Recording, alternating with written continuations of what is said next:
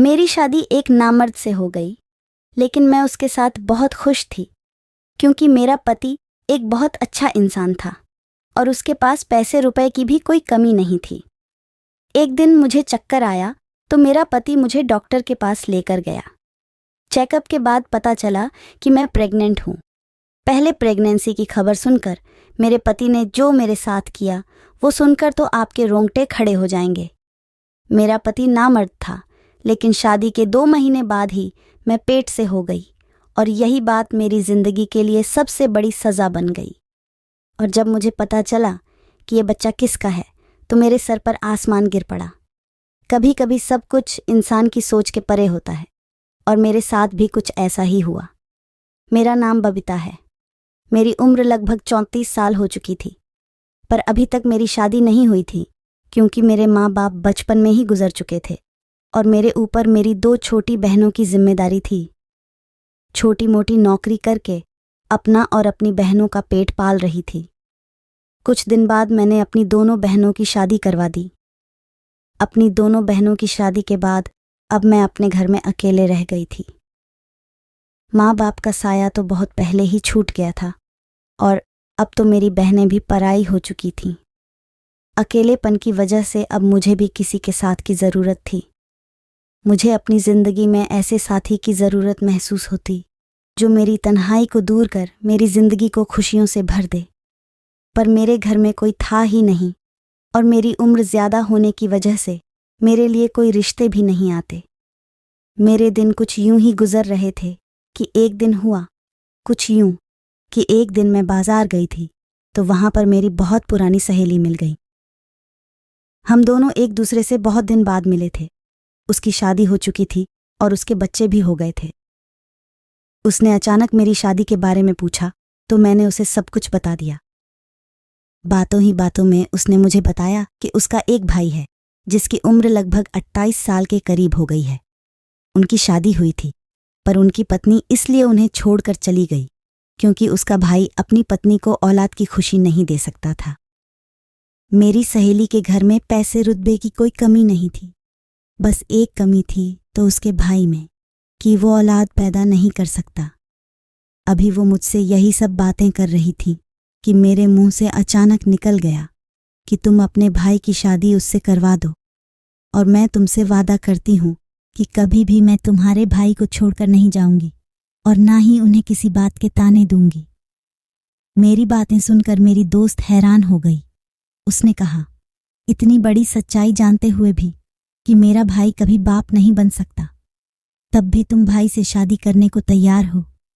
मैंने उससे कहा कि इस तरह अकेले जीने से तो अच्छा है कि मैं तुम्हारे भाई का सहारा बन जाऊं और वो मेरा सहारा।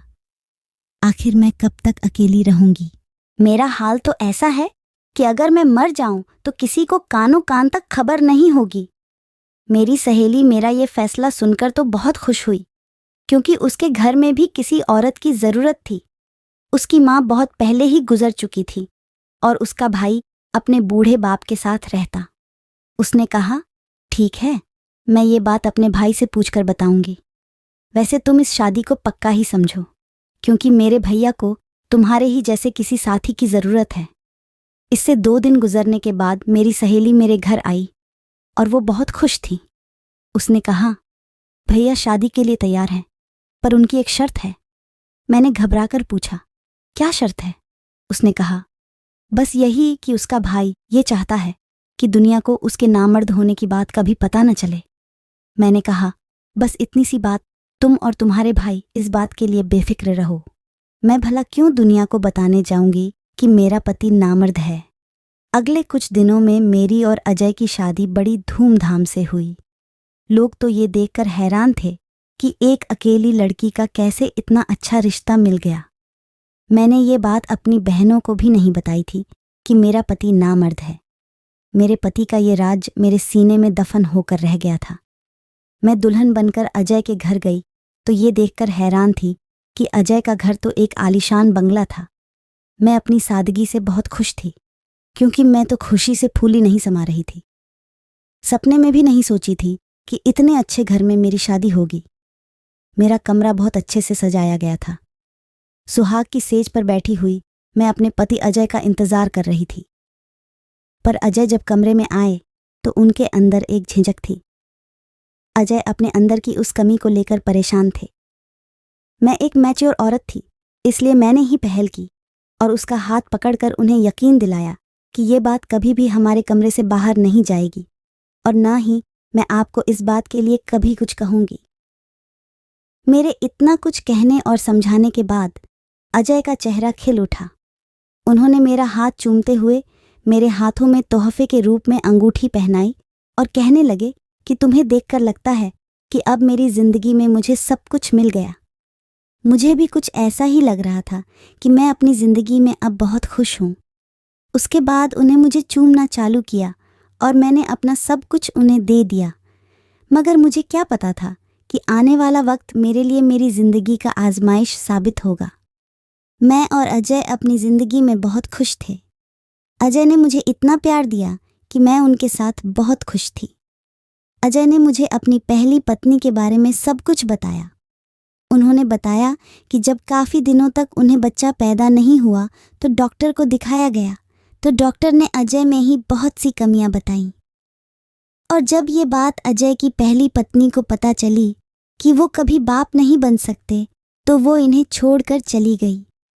अजय ने बताया कि दूसरी शादी के बारे में उन्होंने इसलिए नहीं सोचा कि दूसरी पत्नी भी अगर मुझे छोड़कर चली जाएगी तो मुझे ये सदमा बर्दाश्त नहीं होगा। लेकिन मैंने सब कुछ जानते हुए इनसे शादी की ख्वाहिश का इजहार किया था, इसलिए इन्होंने मुझसे शादी कर ली। मेरे दिल में भी बच्चे की तमन्ना थी, पर मुझे ये बात बहुत अच्छी तरीके से पता थी कि मेरा पति मुझे औलाद नहीं दे सकता। इसलिए मैंने औलाद की ख्वाहिश को अंदर ही मार दिया था और अजय को यकीन दिलाया कि मैं आपसे कभी बच्चे की ख्वाहिश नहीं रखूंगी। हर गुजरते दिन के साथ मैं अजय के घर में अपनी जगह बनाती जा रही थी। मैं अजय और उनके पिता की खूब सेवा करती। शाम के वक्त हम सब एक साथ बैठकर चाय पीते। कबीर को कार्यालय से आने में लेट हो जाता, इसलिए मुझे बोरियत महसूस होती, तो मैं अपने ससुर जी से बातें करती। उनका भी दिल बहल जाता और मेरा भी वक्त गुजर जाता।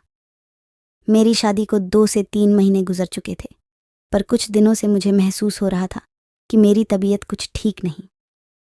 एक दिन हम सब खाने की टेबल पर बैठे हुए थे, तभी अचानक मुझे चक्कर सा आया और मैं गिरते गिरते बची। मेरी हालत देखकर अजय ने मुझसे कहा, लगता है कि तुम बहुत कमज़ोर हो गई हो, अपने खाने पीने का तो ख्याल रखती नहीं हो।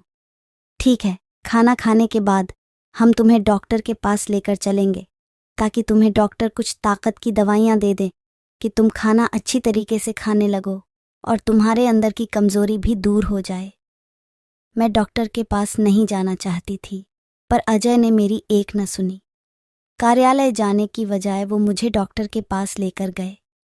डॉक्टर ने मेरा चेकअप किया और चेकअप करने के बाद डॉक्टर ने जो बात बताई उसे सुनकर तो हम दोनों पति पत्नी सन्न रह गए।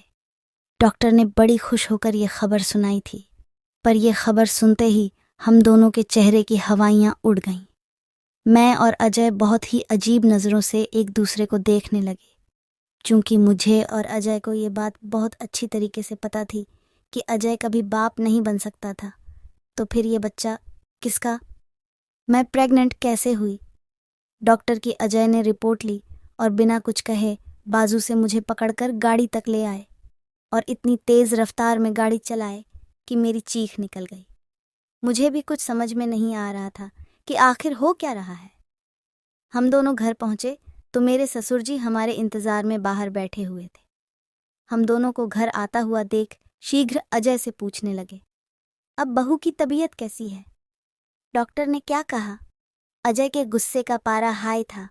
उन्होंने गुस्से में कहा कि आपकी बहू प्रेग्नेंट है, जबकि ये बात मैं बहुत अच्छी तरीके से जानता हूँ कि ये बच्चा मेरा नहीं है। अजय की बातें सुनते ही मेरे ससुर जी हैरानगी से कहने लगे, तुम ये कैसी बातें कर रहे हो? मैं हाल में पड़ी सोफे पर ही डर गई, क्योंकि मुझ में इससे ज़्यादा बोलने समझ नहीं आ रहा था। मैं बेकसूर थी, लेकिन मेरा पति चीख चीख कर मुझे बेइज्जत कर रहा था। अजय की बात सुनकर मेरे ससुर जी गुस्से में कहने लगे, थोड़ा सोच समझकर बात किया करो। और इस तरह अपनी पत्नी पर इल्ज़ाम लगाने से पहले कुछ तो शर्म करो। अपने ससुर की बातें सुनकर मुझे थोड़ी हिम्मत मिली और मैंने रोते हुए अजय से कहा कि मैं नहीं जानती कि यह बच्चा मेरे पेट में कैसे आया, लेकिन मैं इतना ज़रूर जानती हूँ कि आपके सिवा मेरी ज़िंदगी में कोई नहीं है। अजय ने गुस्से में कहा, तुम तो चुप ही रहो। आज मुझे समझ में आया कि आखिर तुम्हारी शादी क्यों नहीं हो रही थी, और तुमने मुझसे शादी इसलिए की क्योंकि तुम्हें अच्छी तरीके से पता था कि मैं कभी बाप नहीं बन सकता था। मैं इतना बेवकूफ़ नहीं हूँ कि किसी और के बच्चे को अपना नाम दूँ। इसलिए बेहतर यही होगा कि तुम अभी और इसी वक्त अपना सामान उठाओ और यहाँ से चली जाओ। मेरे ससुर जी ने अजय को समझाने की बहुत कोशिश की, पर अजय गुस्से में पागल हो चुके थे। वह कुछ भी जानने और समझने को तैयार नहीं थे। अजय ने गुस्से में मेरा हाथ पकड़ा और आधी रात को मुझे बाहर निकाल दिए। मैं रोते बिलखते अपने घर वापस आ गई। मेरा और अजय का रिश्ता जहाँ से शुरू हुआ था, शायद वहीं पर ख़त्म होने वाला था। ये सब सोचते सोचते मेरी तबीयत बिगड़ रही थी, पर मुझे अभी भी अजय की परवाह थी, क्योंकि मैं उनसे बहुत प्यार करती थी।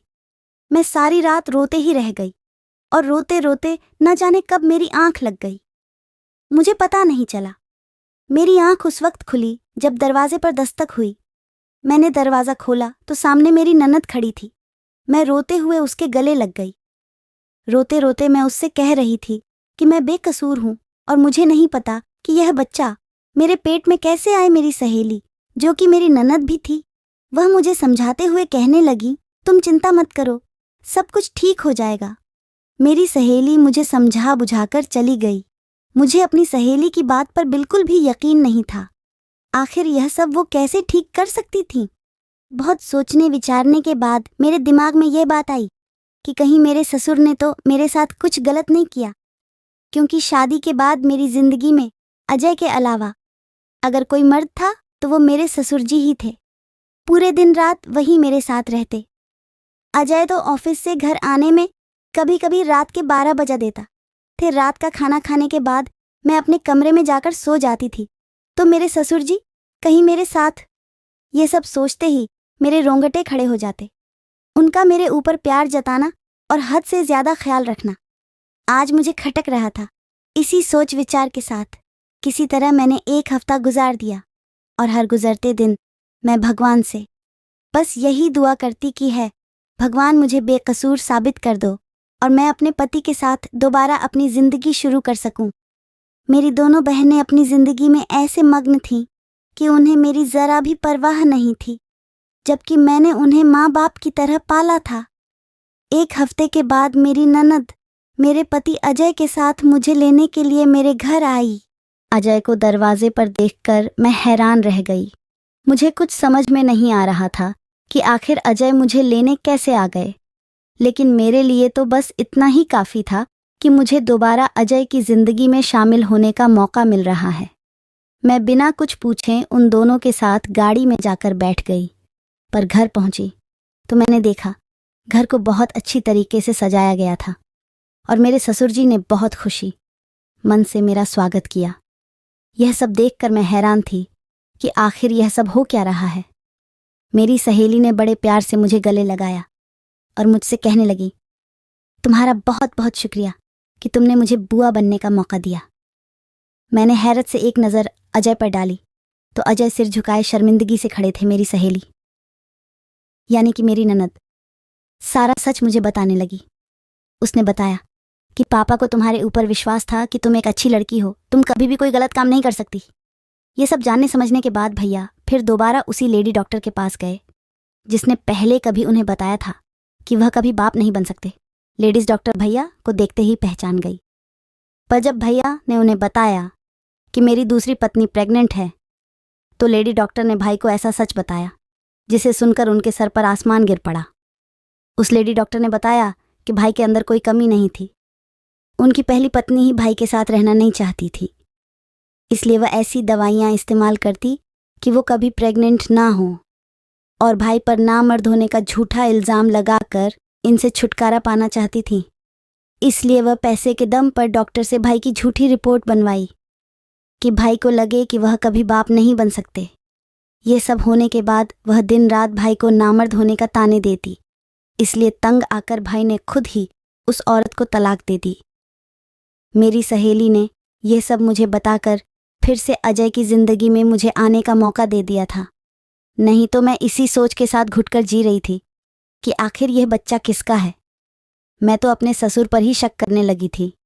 अजय मुझसे अपने किए की माफ़ी मांगने लगे, लेकिन मुझे उनसे कोई शिकायत नहीं था, क्योंकि उनकी जगह कोई भी होता तो शायद ऐसा नहीं करता। मेरे घर आने की खुशी में मैंने और अजय ने मिलकर केक काटा था और मेरे ससुर और मेरी सहेली ने हमारे अपने होने का फ़र्ज़ निभाया था। मेरे ससुर ने मेरे सर पर हाथ रखकर मुझे बहुत सारी दुआएं दी, पर मैं दिल ही दिल में शर्मिंदगी महसूस कर रही थी कि कुछ लम्हों के लिए ही सही मैंने अपने ससुर ऊपर शक किया। हमारे रिश्ते कितने नाजुक होते हैं, जिन्हें बहुत प्यार से संभाल कर रखना पड़ता है। कभी कभी इंसान की मामूली सी गलती से हमारे रिश्ते शीशे की तरह टूट कर बिखर जाते हैं। तो भाइयों और बहनों, अगर मेरी आज कहानी आपको पसंद आई हो तो वीडियो को लाइक कीजिए, शेयर कीजिए और कमेंट भी कीजिए। और हाँ, सबसे ज़रूरी बात, अगर आपने अभी तक मेरे चैनल को सब्सक्राइब नहीं किया है तो प्लीज़ सब्सक्राइब करें।